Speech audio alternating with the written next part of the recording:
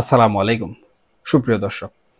এই মুহূর্তে আমরা বাংলাদেশের রাজনীতির মঞ্চে ঘটে যাওয়া এক অদ্ভুত এবং ভয়ঙ্কর মনস্তাত্ত্বিক খেলা নিয়ে আলোচনা করব, যা বুঝতে না পারলে আগামী দিনগুলোর গতি প্রকৃতি বোঝা অসম্ভব। আপনারা জানেন, গত প্রায় ১.৫ বছর ধরে দেশের প্রধান বিরোধী দলগুলো বিএনপি, জামাত, এনসিপি প্রাণপণ চেষ্টা করে যাচ্ছে আওয়ামী লীগ এবং শেখ হাসিনাকে বাংলাদেশের রাজনীতি থেকে অপ্রাসঙ্গিক করে দেওয়ার জন্য। তারা ক্রমাগত বলে আসছে যে আওয়ামী লীগের দিন শেষ, তাদের আর কোনো ভবিষ্যৎ নেই, শেখ হাসিনা হয়তো ফিরতেই পারবেন না। কিন্তু এই প্রচারণার আড়ালে উল্টো চিত্র দেখা যাচ্ছে। বিপরীত দিকে আমরা দেখছি আওয়ামী লীগ বরঞ্চ তাদের উপস্থিতি আরো জোরালো, আরো আতঙ্কজনক করে তুলছে। বিরোধী পক্ষ যতবারই আওয়ামী লীগকে মুছে ফেলার চেষ্টা করছে, ঠিক ততবারই যেন আওয়ামী লীগের সেই ভীতি, সেই ভয় আরো প্রবলভাবে মানুষের মনে চেপে বসছে। আজকের আলোচনায় আমরা সেই ব্লুপ্রিন্ট, সেই ভয়ঙ্কর রাজনৈতিক কৌশলটি বিশ্লেষণ করব, যেখানে আওয়ামী লীগ তাদের পরাজয়ের মুহূর্তেও কিভাবে ভয়কে তাদের প্রধান শক্তি হিসাবে ব্যবহার করছে। দেখুন, আওয়ামী লীগের কৌশলটা এখন দ্বিমেরু কেন্দ্রিক। একদিকে আমরা দেখছি শেখ হাসিনার উচ্চতাকে ইচ্ছে করে অন্য স্তরে নিয়ে যাওয়া হয়েছে। বিগত কয়েক মাস ধরে তার মধ্যে যে পরিমার্জন, যে ম্যাচিউরিটি এসেছে, সেটা হঠাৎ করে আসেনি। এটা একটা কৌশলগত পরিবর্তন। তিনি এখন আর সেই সহজলভ্য নেত্রী নন, যার সঙ্গে চাইলেই স্থানীয় নেতারা বা যে কোনো লোক কথা বলতে পারে আর সেই কথাগুলো ভাইরাল হয়ে যায়। তিনি নিজেকে দেশীয় বিতর্কের কলরব থেকে দূরে সরিয়ে নিয়েছেন। তিনি এখন সাক্ষাৎকার দিচ্ছেন আন্তর্জাতিক গণমাধ্যমের সঙ্গে, এফপি, ইন্ডিয়ান এক্সপ্রেস, ব্রিটেনের ইন্ডিপেন্ডেন্টের মতো পত্রিকা, এবং সেই সাক্ষাৎকারও দিচ্ছেন এক আনুষ্ঠানিক প্রক্রিয়ায়, লিখিত প্রশ্নোত্তর আদান প্রদানের মাধ্যমে। এই প্রক্রিয়ার মাধ্যমে তিনি নিজেকে এমন এক উচ্চতায় নিয়ে গেছেন, যেখানে দেশের বিরোধী পক্ষ চাইলেও তাকে সহজভাবে আক্রমণ করতে পারছে না। কারণ তিনি এখন বৈষয়িক মনোযোগের কেন্দ্রে থাকা এক অনায়াসলভ্য নেত্রী। এই কৌশলটি বিরোধীদের মনস্তাত্ত্বিকভাবে বিচ্ছিন্ন করে দেয়। তারা যেন মনে করে নেত্রী এখন আমাদের নাগালের বাইরে। অন্যদিকে এই কৌশলটির ঠিক নিচেই রয়েছে বিশৃঙ্খলার রাজত্ব।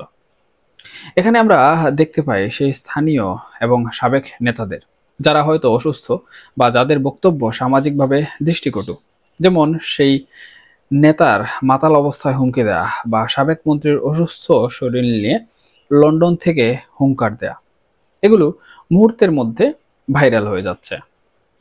এই নেতাদের বক্তব্যের আগামাথা হয়তো নেই, কিন্তু তাদের কাজ একটাই, শব্দ তৈরি করা, আতঙ্ক তৈরি করা। তারা ঢাকা লকডাউন করে দেওয়ার যে প্রস্তুতি নিয়েছিলেন, পুলিশের গাড়িতে আগুন দেওয়ার মতো কথাও বলেছেন। এই অসংলগ্ন কথাগুলোই কিন্তু এখন আওয়ামী লীগের সেই পুরনো ডেভিল পুলিশের মেসেঞ্জার। আর বিরোধী পক্ষ এই মনস্তাত্ত্বিক লড়াইয়ে কেন হেরে যাচ্ছে? এর কারণ হলো তাদের বুদ্ধিভিত্তিক অস্ত্রাগার প্রায় ফাঁকা। আওয়ামী লীগের বিরুদ্ধে লড়াই করার জন্য তাদের হাতে এখন আর সেই শক্তিশালী ইনস্ট্রুমেন্ট নেই। তারা মঞ্চে দাঁড়িয়ে কেবল জিন্দাবাদ দিতে পারে, কিন্তু তাদের মধ্যে সেই মেধা নেই, সেই সাহিত্য নেই, সেই লেখার টান নেই, যা দিয়ে একজন হুমায়ুন আহমেদের মতো করে বা শক্তিশালী কলামিস্টের মতো করে তারা একটি প্রবন্ধ লিখবেন এবং তা দেশের বাইরে বা ভেতরে মানুষ মনোযোগ দিয়ে মাসের পর মাস আলোচনা করবে।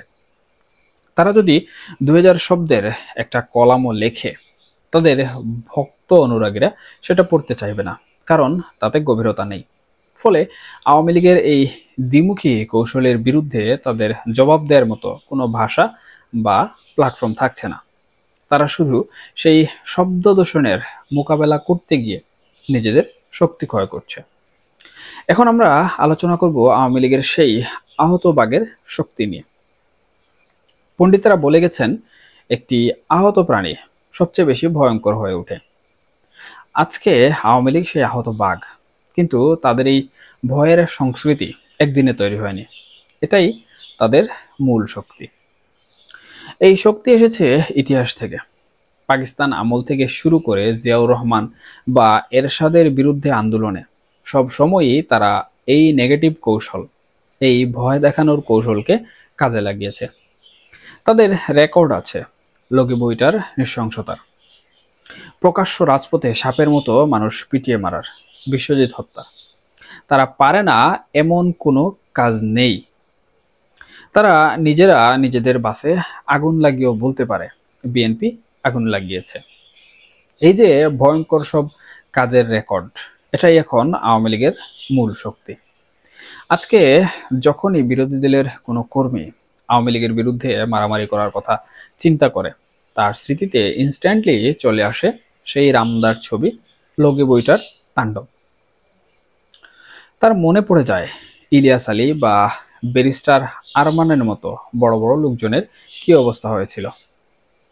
এই কারণে যে কোনো হুমকি, তা সে মাতাল অবস্থাতে দেওয়া হোক না কেন, সেটাকে সিরিয়াসলি নেওয়া হয়। এই ভয় কিন্তু এখন আওয়ামী লীগের প্রধান এনার্জি। এই শক্তিকে কাজে লাগিয়ে বর্তমান সময়ে তারা চাইছে প্রতিপক্ষ যেন মানসিকভাবে প্যারালাইজড হয়ে যায়, ঘোর থেকে বের হতে না পারে।